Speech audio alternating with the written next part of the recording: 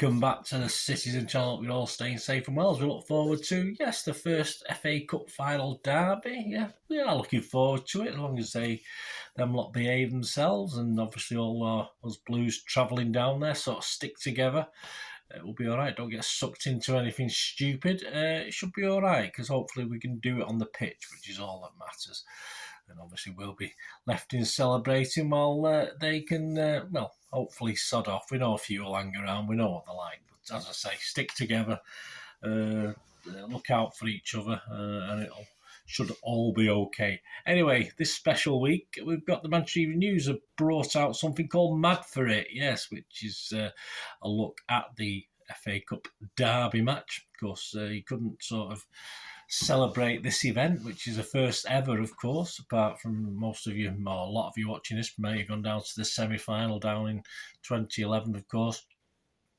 But this is the first ever in history, which is, on the basis that City have been in the top division, I think the sixth longest, is it? I mean, I think we're number 6 in the table. United certainly have been there more than us. It's surprising that we've not sort of met at this level in a competition, even a League Cup as well, even a League Cup final. But we've had a few semi-finals, haven't we?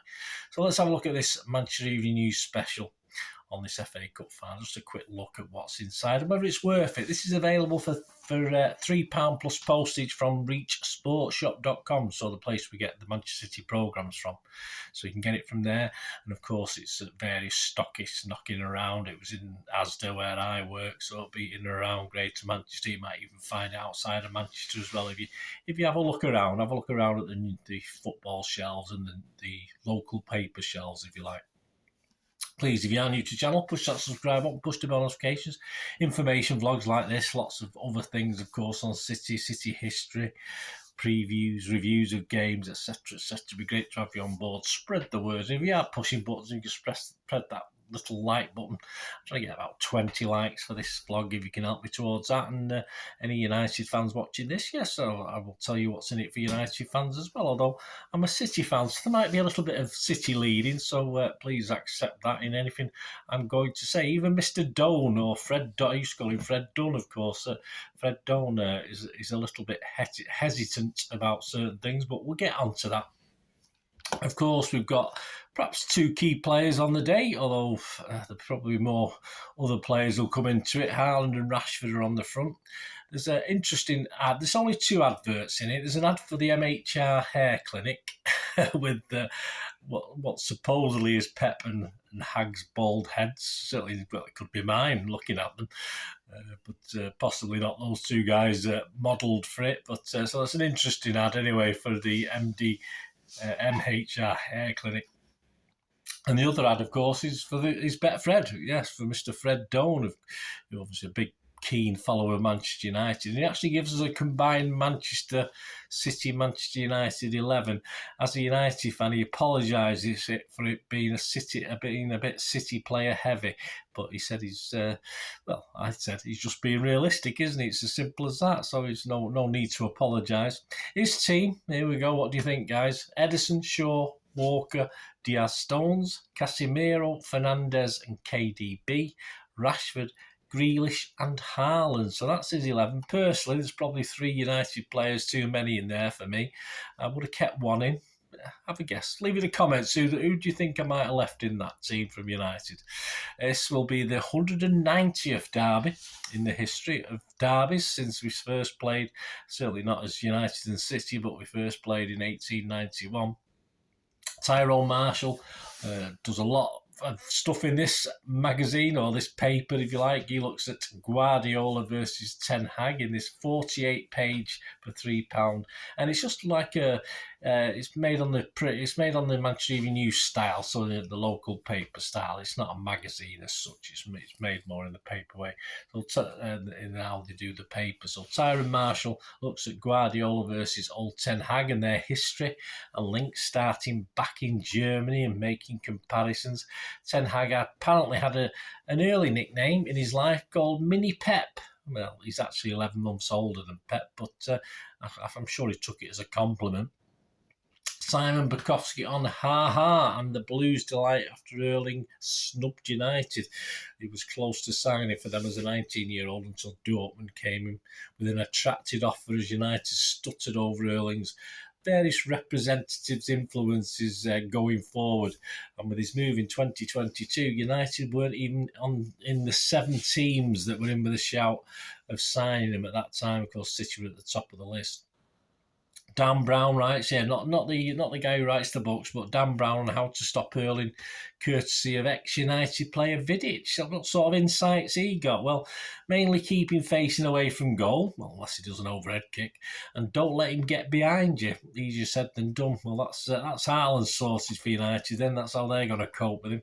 Tyrone Marshall on how this is a perfect stage for Marcus Rashford. Yeah, he's the last FA Cup final. I think he went off after, I think when he beat Palace. I think he went off and he didn't have the greatest game. So it's a chance for him to shine, if you like.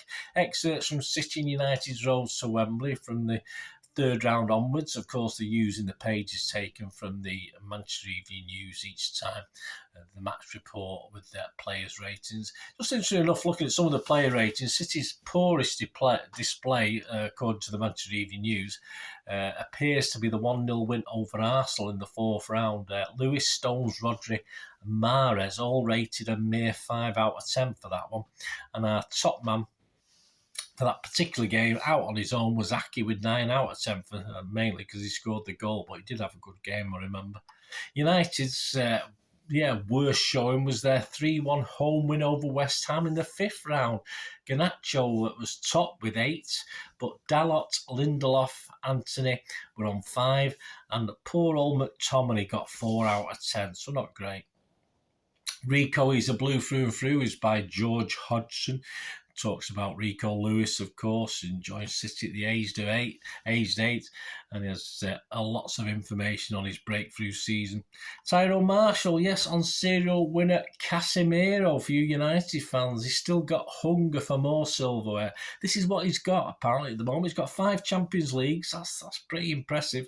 3 Club World Cups, Mickey Mouse. 3 UEFA Super Cups, even more Mickey Mouse. 3 La Liga titles, okay. 1 Copa del Rey. 3 Spanish Super Cups, well, Community Shields, 1 Copa America, 1 Carabao Cup. Well, it's not a Mickey Mouse Cup now, United have won it. And yes, that's his tally. And of course, that will increase. After this final, he will have exactly 0 FA Cups, won't he? So that won't be added to his list. Daniel Murphy on the 2011 semi-final that lit the blue touch paper on City's dominance. It probably did.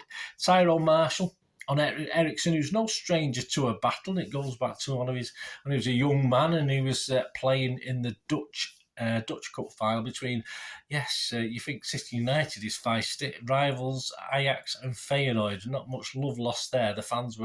Each fans were banned from going to the away grounds. He probably could do that with us as well, in fairness. But this was the sort of first final he featured in as a nipper. Silver and blue images, it takes images from City's FA Cup victories from 1904 up to 2019. If we win it, it would mean absolutely everything. Is the middle section of the paper, and is a piece chatting to fans, their hopes and fears. Nothing too controversial in the statements on here. Tyrone Marshall looks at how Ten Hag has begun to turn things around at Old Trafford. It's like a big oil tanker, isn't it? It might take a while, but he's apparently started to turn it round now. Simon Bukowski on how Jack, we know we were talking about, is now showing he's the real deal in the big games. Let's hope he is in this one. United's dozen is images of their FA Cup wins from 1909 to 2016. 1909, a little bit after ours.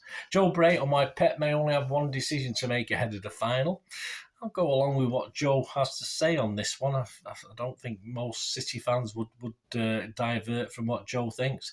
Alex James looks back on our lowest ebb, City's lowest ebb, yes, back in 1998. We've certainly come a long way. Simon Bukowski tells us why a cup final win over United can help cement Pep's legacy at the Blues. Well, I think a win in Istanbul will certainly help that, of course. Richard Fay looks back at the day Pogba ruined our early title celebrations back in 2018 at the Etihad. Of course, we did have the last laugh eventually. Jack Flintham on why Akanji has been the find of the season, and for United, why Daniel Murphy on Wan-Bissaka, who's gone from fringe player to their main starting right back. Jamie Gardner finishes it all off with a look back on 100 years of Wembley and just various things that happened over time, football and non-football. So yeah, very good overall. A very good read. I enjoyed it. I've sort of delved into it for about 20 minutes. I'll go back and read certain articles, and even a couple of United bits were of interest to me, which you can't always say that, can you? And I thought it was pretty good value, reasonable value at £3. As I say, a couple of pages of adverts. You got 46 pages on City and United. Some we've seen before, as I said. Some are just match reports taken from the Manchester Evening News. But hey, they put a bit of effort into it, so all credit to them. And as I say, it's not a big glossy thing, but it's a good read. So if you get a chance to get a copy of it, and then you know me, it's a memento as well, isn't it, of the occasion of hopefully a glorious occasion for us. So please, hope you enjoyed that. Let me know your thoughts if you have bought it. It'd be great to hear your thoughts. And say I was quite pleased. Certainly, there's been some less than substantial things put out over the years with City United, but I thought this was well worth the effort. Coming soon, of course, if you listen to the channel, we'll have the preview of the City United game, and there might be a couple other bits and pieces as well as we build up to the FA Cup final. Of course, after that, we build up to the Champions League final, so plenty coming. And as in mid-season, if you like, for the 5 or 6 weeks we're off, because that's all it amounts to before we're back playing friendlies, there'll be lots of City history stuff as well. So please join me for that. Thanks for watching, guys. Hope you enjoyed that. Until we meet again, well, that's one thing, don't I? Please stay safe, Blues. And come on, City. Bye for now.